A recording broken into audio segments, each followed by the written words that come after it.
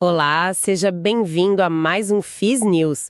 Vamos trazer as últimas notícias do mercado de fundos de investimento imobiliário. Oi, hoje é 23 de setembro de 2025 e, olha, só para dar um contexto rápido do cenário macro, o IPCA recente veio meio misto, né? Ah, é verdade, teve aquele número de agosto, né? Isso.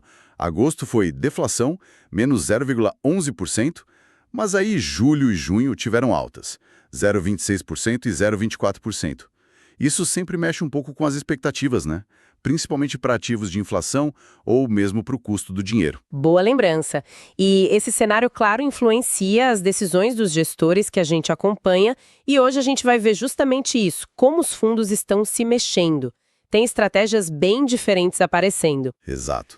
Vamos ter um FII de logística indo para cima com uma emissão gigante, bilionária mesmo. Nossa. E outros focando mais em otimizar o que já tem, sabe? Vender ativo, reduzir dívida. Vamos começar então com essa notícia que deu o que falar. A 10ª emissão do HGL G11, o Pátria Logística. É essa mesmo. Vamos lá.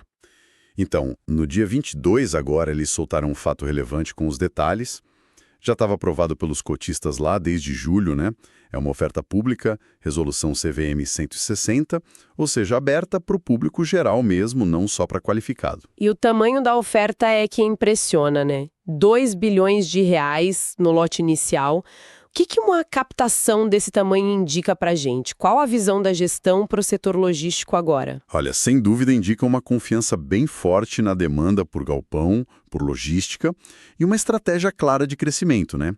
São mais de 12 milhões de novas cotas, o preço R$ 162,22 por cota. Certo. Eles definiram esse valor com base no valor patrimonial do fundo lá no fim de agosto. É o que geralmente se faz para tentar alinhar com o valor justo e, assim, minimizar a diluição de quem já é cotista. Entendi a lógica do preço pelo VP. Mas assim, esse valor de agosto, será que ele ainda reflete o humor do mercado agora em setembro? Como o investidor pensa nisso? É um ponto importante, sim. O VP é uma foto, né? O mercado está sempre mudando. Quem está pensando em entrar precisa comparar esse preço da emissão com a cotação do HGLG na bolsa hoje e ver se faz sentido para ele. Ah, e tem mais. O lote adicional. Isso. Tem a possibilidade de um lote adicional de até 25%. Aí a captação total pode ir para 2,5 bilhões. Mas atenção, a oferta só vai para frente se conseguirem um mínimo de 30 milhões de reais. Se não, cancela tudo e devolvem o dinheiro corrigido. Ok. E teve um detalhe que me chamou a atenção. Custo de distribuição de 0,00%. Isso parece bom demais. Como funciona? Quem paga a conta da oferta no final? Pois é, isso é bem interessante nessa emissão. A taxa primária é zero. O fato relevante explica que os custos da oferta, tipo B3, advogado, etc., serão pagos com essa taxa simbólica. Se por acaso não der, o próprio fundo cobre. Se sobrar algum dinheiro dessa taxa, ele fica para o fundo. Ah, entendi. Na prática, para o investidor, isso significa que o preço para subscrever é R$ 162,22 mesmo, sem aquele custo extra que geralmente a gente vê nas ofertas. Fica mais atrativo, né? Realmente, um diferencial importante. E quem já é cotista, como ficam os direitos? Vão ter o direito de preferência, claro, para comprar as novas cotas na mesma proporção que já tem no fundo. A data base, o dia exato para ter esse direito ainda vai ser divulgada. Ok. E além da preferência, quem exercer vai poder também tentar pegar sobras, se houver. E ainda o montante adicional. As regras de como isso vai ser dividido, o rateio, vão estar lá no prospecto da oferta. E o rendimento dessas cotas novas já pinga igual às antigas logo de cara? Não imediatamente. Quem entra na oferta recebe primeiro uns recibos de cotas. Enquanto forem recibos, o rendimento é um pouco diferente, é limitado. Ah, como assim? O investidor vai receber o menor valor entre duas coisas: 77,5% da variação do CDI ou o dividendo que o fundo paga para as cotas normais, calculado pro rata, né, proporcional ao período. Só depois que esses recibos viram cotas de verdade é que o rendimento passa a ser o mesmo das outras. Entendi. Tem essa fase inicial, então. E o pagamento é como? Principalmente via B3, pagamento à vista. exceto para quem usa os direitos de preferência, sobras, essas coisas, que aí é via escriturador. Tá claro.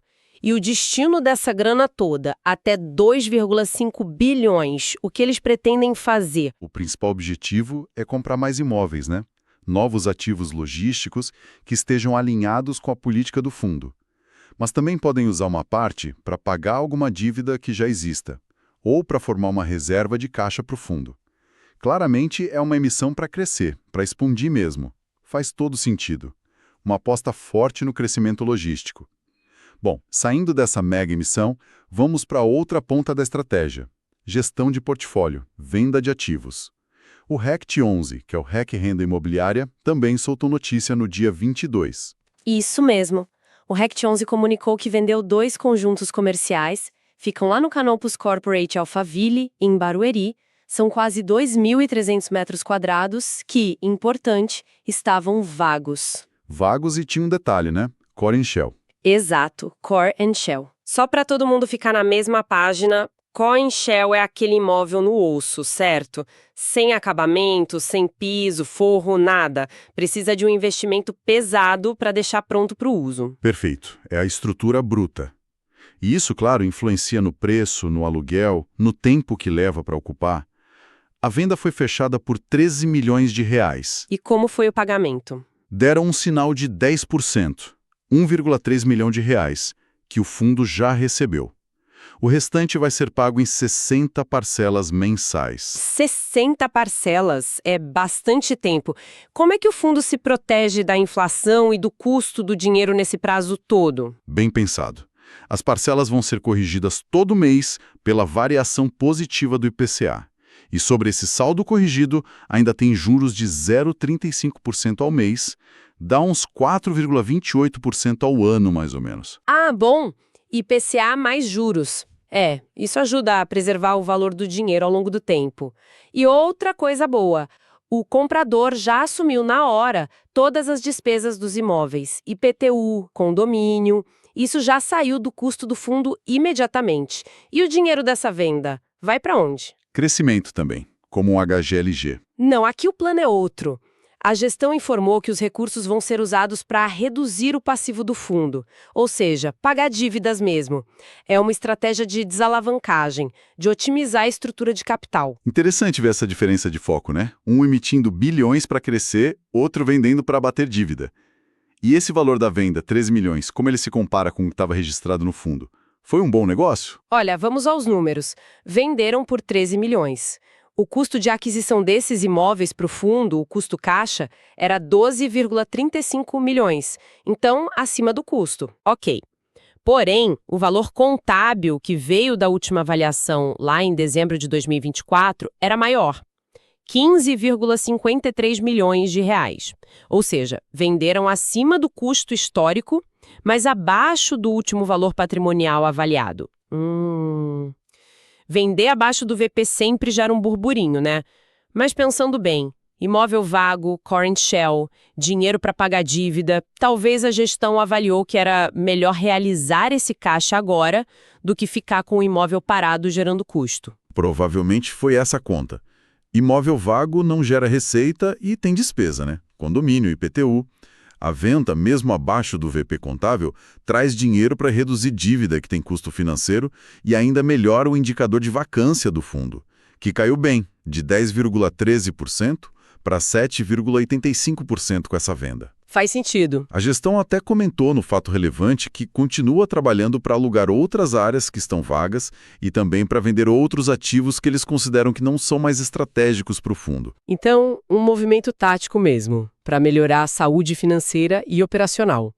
E esses movimentos que a gente vê nos fatos relevantes, eles refletem as estratégias que a gente acompanha todo mês nos relatórios gerenciais, né? Vamos dar uma olhada agora nos destaques de alguns relatórios de agosto. Começando pelo RBVA 11, o Rio Bravo Renda Varejo. Vamos lá, o RBVA 11, que é focado em imóvel de varejo, né? Muita agência bancária, loja. Ele gerou 0,065 por cota de resultado em agosto, só que ele distribuiu mais 0,09 por cota. Ah, aquela estratégia de linearizar a distribuição, né? Usando resultados não recorrentes. Exato. Eles buscam suavizar a distribuição no semestre porque o fundo tem tido uns ganhos extras, provavelmente de venda de imóveis. A ideia é que o resultado que o fundo acumulou no semestre chegue perto do que foi distribuído até o fim do período. O dividend yield anualizado ficou em 12,4%. Essa estratégia de suavizar é comum, mas, claro, depende de realizar esses ganhos não recorrentes. Eles estão conseguindo avançar nessas vendas que geram esse caixa extra? Parece que sim, segundo o relatório. Eles disseram que tinham negociações avançadas para vender 5 imóveis, no Rio e em São Paulo. O valor total estimado era 114 milhões de reais, com um lucro potencial aí de quase 20 milhões de reais. Nossa, um valor considerável. E um dos projetos que eles mencionaram é bem interessante. Vender um imóvel para incorporação imobiliária. Tentar destravar valor mudando o zoneamento do terreno, sabe? Eles até lembraram da venda daquele imóvel da Haddock Lobo em 2024, que foi vendido por um preço bem alto por metro quadrado de terreno. Essa ideia de vender para desenvolvimento imobiliário parece inteligente para alguns imóveis de varejo que são bem localizados, mas talvez não sirvam mais tanto para o uso original, né? E do lado das locações, alguma novidade? O relatório falou em demandas aquecidas, tinham negociações avançando para a fase de contrato em Recife, Curitiba e naquele edifício Olivetti, em São Paulo. Os setores eram diversos, público, contabilidade, até restaurante. A expectativa era fechar 3 novas locações até o fim do ano. Importante para reduzir a vacância que fechou agosto em 6,7%. Com essas vendas encaminhadas e novas locações no radar, como ficou o caixa do fundo? Fecharam agosto com 38,1 milhões em caixa. A gestão disse que esse valor dá para cobrir as obrigações financeiras e também pagar a última parcela da compra daqueles imóveis das Pernambucanas, que está prevista para o último trimestre agora. Por conta disso tudo, eles mantiveram a projeção de distribuir 0,09 por cota todo mês nesse segundo semestre. Parece que estão confiantes na execução, então. Além de venda e locação, teve mais alguma coisa relevante no portfólio do RPVA 11 em agosto? Teve sim algumas coisas. A outra academia inaugurou lá no imóvel da Berrini um espaço grande, 1.500 metros quadrados. Por outro lado, teve uma notícia não tão boa. Receberam a notificação de rescisão do contrato com o Santander, para o imóvel de Jundiaí. Eita, impacto grande. Então, o impacto financeiro mesmo só deve vir a partir de abril de 2026, porque o banco vai cumprir 6 meses de aviso prévio. A gestão calcula um impacto pequeno na receita mensal, tipo 0,003 por cota. Eles estão confiantes que vão conseguir alugar rápido de novo, porque a localização do imóvel é muito boa. Menos mal, então. E aquele projeto grande de construção sob medida, o BTS da Porto Belo, como está o andamento? O BTS, o Build to Suite para Porto Belo, lá na Gabriel Monteiro da Silva, em São Paulo, a obra chegou a 73,35% em meados de agosto. Deram uma ajustada na previsão de entrega, era para fim de julho, agora ficou para o fim de setembro. Algum problema? Não, parece que foi por causa de umas alterações de acabamento que a própria Porto Belo pediu. Mas a gestão fez questão de dizer que isso não afeta a rentabilidade que já estava contratada para o fundo durante a obra, que é IPCA plus 9% ao ano, e também não aumenta o custo para o fundo. Vai ser um imóvel de quase 1.840 metros quadrados, com um contrato longo atípico de 20 anos. Um ativo importante entrando no portfólio em breve. E para quem gosta de fuçar nos números, eles lançaram alguma ferramenta nova. Lançaram, sim, a planilha de fundamentos. É um Excel com um monte de dados detalhados do fundo. Ajuda bastante quem quer fazer uma análise mais profunda. Resumindo, o RBVA 11 em agosto. 81 imóveis, 300 mil metros quadrados de ABL, vacância física de 6,7% e o WALT, o prazo médio dos contratos, em 6 anos. Indica uma boa previsibilidade de receita. Interessante ver a gestão do RBVA 11 atuando em tantas frentes. Venda para gerar lucro, locação, gestão de rescisão, desenvolvimento de BTS, bem ativo. Agora vamos mudar completamente de setor e dar uma olhada no agronegócio, com o Fiagro VGIGA11, o valor ACRA. O que o relatório de agosto trouxe para a gente? Olha, o VGIGA11, que investe principalmente em certificados de recebíveis do agronegócio, os CRAs, fechou agosto com quase todo o patrimônio alocado nisso. 93,8%. Eram 30 CRAs diferentes na carteira, um total de 783 milhões e meio de reais investidos. O restinho estava em caixa esperando oportunidade. Fiagros são bem procurados pela distribuição de rendimentos, né? Como foi a do VGIA 11 em agosto, distribuíram R$ 0,13 por cota, referente ao resultado de agosto. A gestão fez as contas.